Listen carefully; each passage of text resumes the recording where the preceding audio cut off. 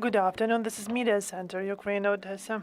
We are starting our day with the briefing of Oleksandr Kovalenko, military and political observer of the Information Resistance Group.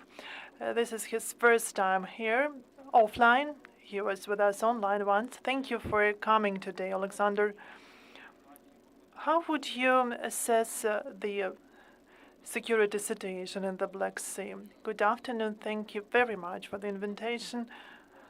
If we compare the situation with of 2022, which is not that critical, but we still can say about the threat in the Black Sea because Russia violates the international law, including maritime law. We can see provocations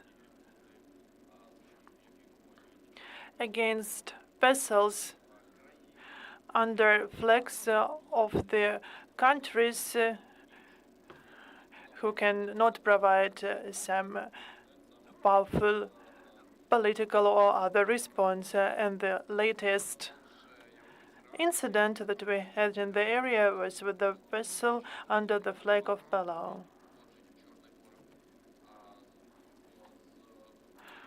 And when there were the vessels passing through the Black Sea under flags of Israel and Turkey, there were no provocations. And we can see that now Russia tries to target for its provocations vessels under flags that could not respond. And this is actually the demonstration of Russia's weakness, despite Russia's claims about ultimatum. Russia has started gradually implementing the project of making the Black Sea its internal sea. So Russia tries to position itself as the state having its own requirements in the Black Sea, and it escalated after Russia left the grain deal. Because although, to be honest, Russia was not the main player there, because the main players in that grain deal were Ukraine, the UN, and Turkey. And Russia was more like a background party. So Russia tries to increase its authority in the Black Sea. And it also tries to have additional value for itself in the agreement, in the deal, and also in its attempt to put pressure on Ukraine and the international community in different negotiations that are not related to the Black Sea. It will try to catalyze this unsafety in the Black Sea. Russia has left the grain deal, the grain agreement, unilaterally, and today in the morning, container carrier left the Odesa port for the first time over this time, and it is expected that this route will be permanent. So this is a Hong Kong vessel, and there is an attempt to leave the Russian port by its vessel. How do you think could the grain agreement be effective without participation of Russia? There are several options. And when I was asked about the possible safe routes in the Black Sea, my response was that the options are there. But it requires geopolitical solutions, for example, like the route exclusive economic zones in such countries as Turkey, Romania, Bulgaria, and with the passage to the exclusive Ukrainian exclusive economic zone. So this is the route which is closer to territorial waters of the mentioned countries. When it is unsafe for a vessel caused by Russia or some other dangers, such vessel should have an opportunity to get into territorial water of Bulgaria or Romania, and these countries are the members of NATO, and Russia for sure will not try to provoke the NATO member states because that could activate Article 5 of collective safety or some other response. That's why such route, such passage for vessels is possible. There are other options. It is known that in 2022, Ukraine created a safe sector in the northern and western part of the Black Sea, thanks to our anti-ship complexes like Neptune and Karpon. Thus, Russian naval ships cannot get into our territorial waters, and they cannot attack our coastline, even with their automated guns, as it used to be before, when they attacked our coastline using the guns on board of their ships and not with the missiles. It is no more possible for them. So we can expand the safety zone using the anti-ship complexes. We do not have fleet route, the full-fledged fleet, but there is another option to use sea drones to patrol the area. Thus, we will increase danger for Russian military ships in our exclusive economic zone or in our territorial waters. And that was actually my third question about unmanned surface vehicles, how they can change the balance of powers. Because we do not have the capacity of the fleet as Russia has. But how do you think could those sea drones change the balance?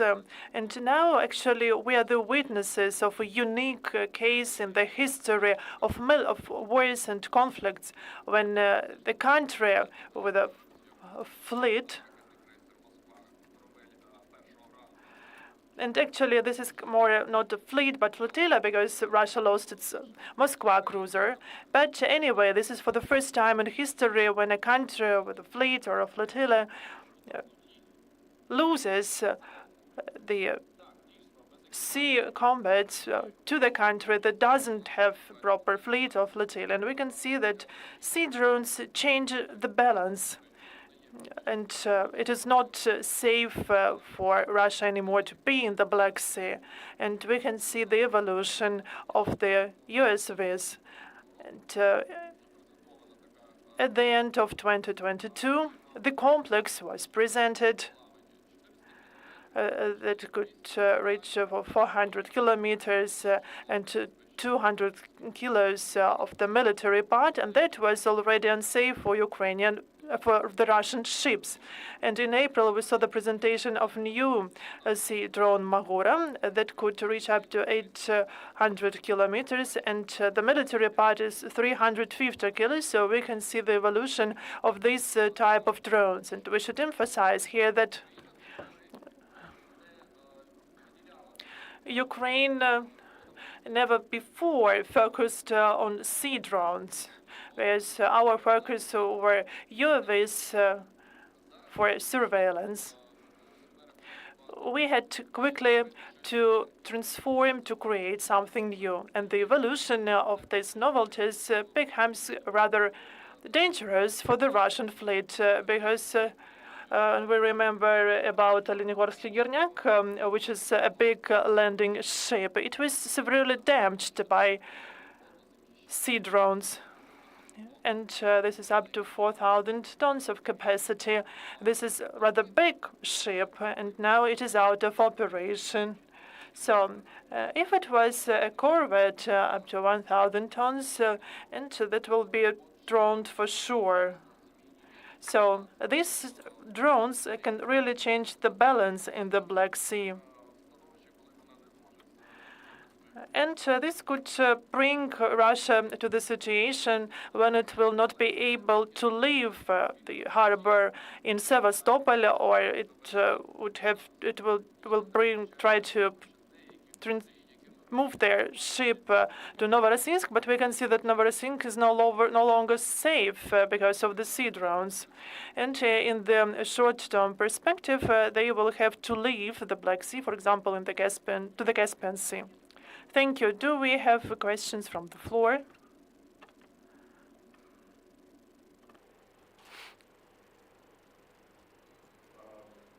Тільки, use the mic, please.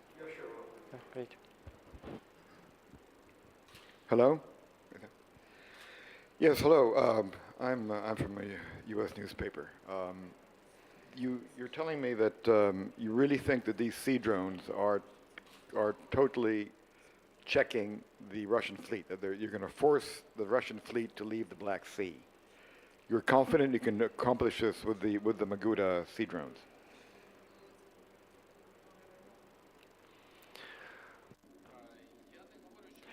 Yeah, I cannot say that they will fully leave the Black Sea with their military ships. We're speaking about the most important ships for them. So these are the ships with the latest modifications in their constructions, cruise missile carriers, such missiles as Caliber, or the big landing ships of the project 775, because Russia cannot produce them anymore because they have problems with the producing of the big landing ships, and they cannot risk with these ships anymore. For example, Russia now has one big ship, Kamuna. This is for rescue operations, and it dates back to the Russian Empire fleet more than 100 years ago. Why do they still use this rescue ship? Because they cannot construct the similar vessel for rescue operations that could be as efficient as the one they have now. Perhaps this is the oldest ship in any fleet of the world. So if it is damaged, Russia will not have such rescue ship in the Black Sea, and it will not have anything to substitute it with. So they can take it from the Black Sea if it's too dangerous for it. And if we speak about this threat of 3 drones, and we're speaking about evolution for 6 months, they evolutioned and has now capacity which is 2 times bigger than it was. We can make it less noticeable by the Russian systems, or perhaps they will get the more powerful military combat power, or it will use other elements like stealth that could increase their efficiency. Magura is only an intermediate stage of this evolution. In 3-4 months, we can expect that we will be able to construct such unmanned surface vehicle, which will be rather dangerous for the Russian fleet. Could you expand a bit on this new surface vehicle that will be more dangerous for the Russian fleet?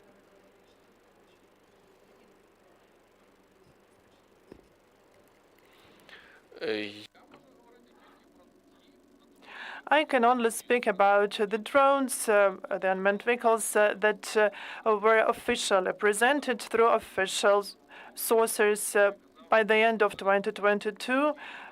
There was a presentation of drones that could cover up to 400 kilometers and the combat part up to 200 kilos. And we can even say that perhaps this drone was involved in attack on the Crimean Bridge in 2022 and in other actions like the harbor of Sevastopol, in Streletsky harbor, where several Russian ships were damaged. Mahura is a new stage, it can cover up to 800 kilometers, and the military combat drone up to 350 kilos. And I could expect some other modifications with regard to operating of these drones. But when it comes to the distance, it can cover up to 800 kilometers. So this makes these drones dangerous for Novorossiysk. And gradually, these drones will be able to cover the whole water area of the Black Sea. So there will be no area in the Black Sea that will be safe for Russian ships. By the way, now they do not bring out their ships, missiles, carriers on their own, so they are accompanied by other ships that are not caliber missile carriers to protect these ships. So they try to cover their ships when they bring them out into the sea. And now I can see the trend. So we can see that every aircraft carrier group and now they have to use such cover for their missile carriers. So they use the ships to cover the main missile carrier, and this is quite unexpected. This shows that they are afraid of these sea drones, even at this stage. The other night, there was a barrage, a wave of missile attacks on Odessa. I think something like 15 missiles were shot into Odessa. All these came from ships, and if so, it seemed to be, they're still able to launch pretty substantial missile attacks on the Ukrainian coast, are they not?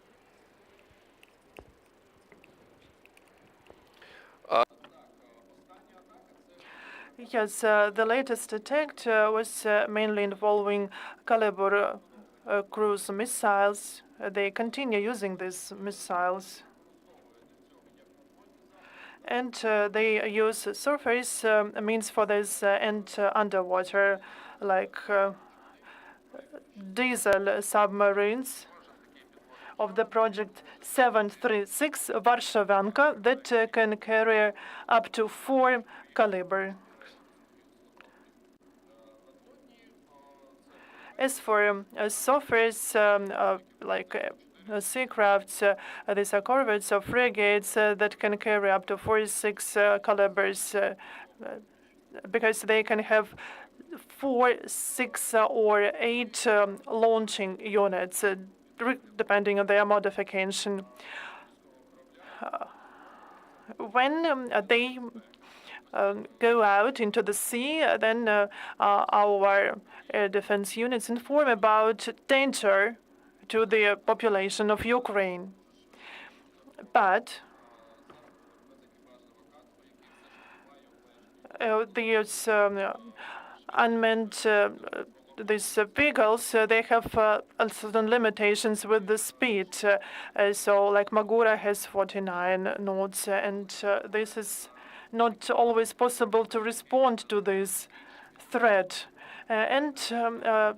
These unmanned vehicles, they depend more on the weather conditions than comparing to the big military ships with large displacement.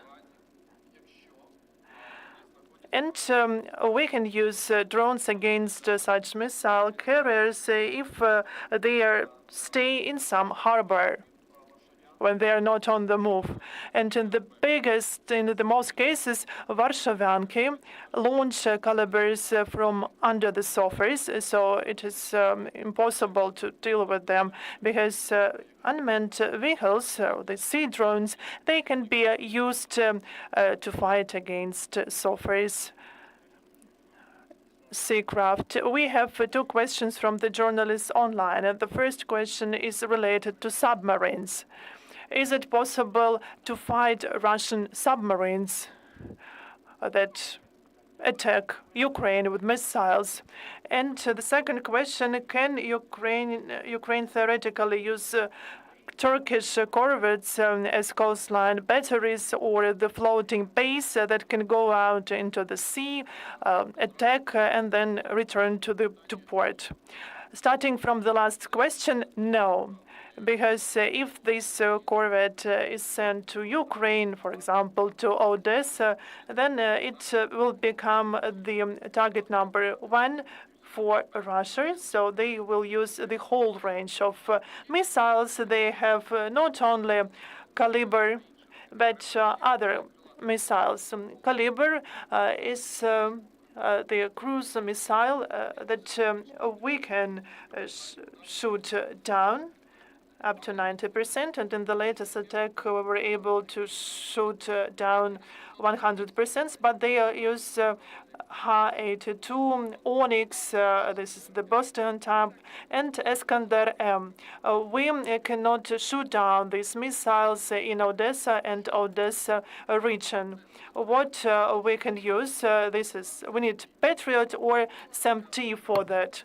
And I would like to emphasize, to focus on SAMP-T, because SAMP-T holds a record to shoot down missiles up to 3,500 kilometers, like 5 kilometers above the water.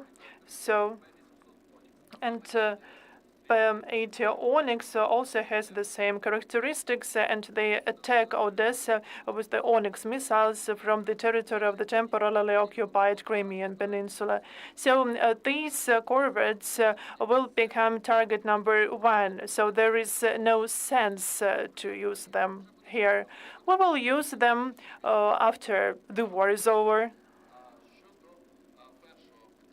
And as for the first question about submarines, this is really a big problem because Varsavianka can launch missiles from underwater. And in this case, we cannot counterattack that missiles.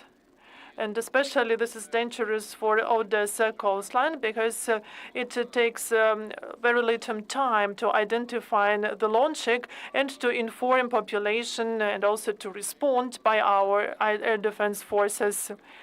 So we are able to intercept caliber, but if it takes less time, then they are able to break through our air defense system. And we can attack the submarines when they go up. But we need to use the anti-ship systems, and we cannot use the surface means, so we should use aircraft. And this is a question because now we have not received such means, the special anti-ship aircraft that could have anti-ship missiles or torpedoes. This is quite an expensive aircraft. And I actually am not sure that we asked our international partners to provide such aircraft. But when, according to the Budapest Memorandum, we were getting rid of our aircraft, back then we had aircraft to combat submarines. So theoretically, this aircraft can go up into the air. It has sonars to identify submarines, and then it can bombard submarines, or it can also attack such submarines with torpedoes or anti-ship missiles. But there are some issues here. Such aircraft can also be destroyed by a Russian air defense system. There are always some negative issues that we should take into consideration. And we should also remember that Russia has some technological dominance. We have several more minutes. Do you have any more questions? We have still time for one question, and then we can stop here. How certain are you that you can keep up this rate of, well, you said you can expand even the reach of these drones, sea drones, and counter the Russian naval presence in the Black Sea. You are confident you can keep this up and maybe expand it in the coming time? And do you think it'll be effective in being able to eventually open up the port of Odessa to commercial traffic, to your grain exports.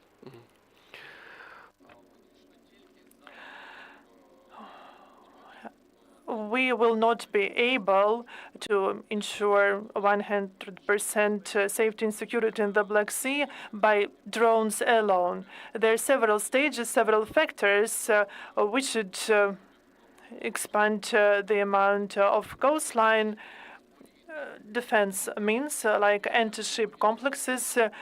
We should also have air-to-surface systems.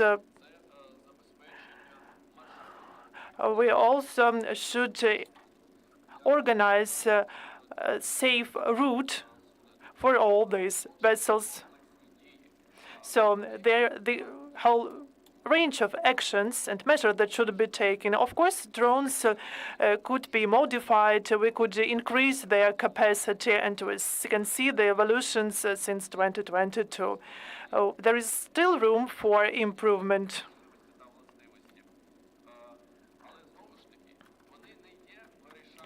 But this cannot be a decisive element to decrease the amount of terrorist activity of the Russian Federation in the Black Sea. And if we take the whole complex of measures, then we'll be able to ensure it. Factor, of course, is not just the seacoast, but I understand that Ukraine is also opening up routes through the Danube to move the grain exports and other agricultural material to the Black Sea through Romania. Can you tell me a little bit about what you're doing to secure that? How you plan to secure that? Because the Russians, they're in a position to, well, I mean, they did bomb the port of Ismail. The Moldovans are afraid that they may act there. They've got the troops in Transnistria that might be able to cut off the rail and the road links. How are you moving to secure that route, which is becoming more and more important?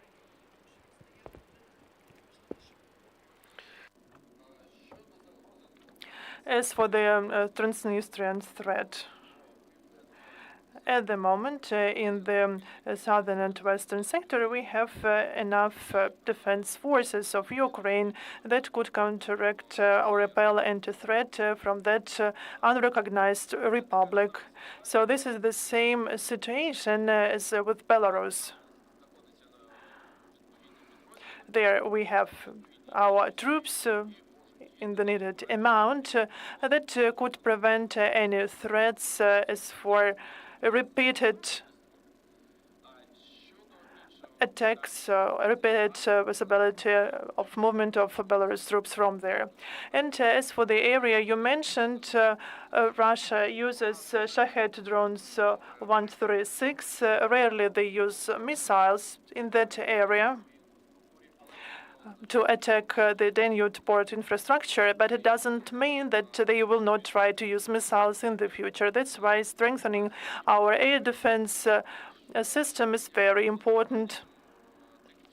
We can say that taking into consideration our capacity, we could more or less ensure air defense for the city of Odesa, but we can see the situation in Oblast, in the region. So there is Reni, Ismail. We can see that there are strikes by Shaheds, and we should improve the situation there. We should counteract Shahed 136 because Shahed is kamikaze drone that we are rather effective against. But we don't have enough capacity to protect all infrastructure, like port infrastructure in the Black Sea, the Danube, or the grain hubs. Thank you. Thank you very much for your questions. Thank you, Oleksandr, for being with us today. And we hope that we'll be able to invite you here in the future. If will be possible for you, our next briefing will be in half an hour at noon. Please stay tuned.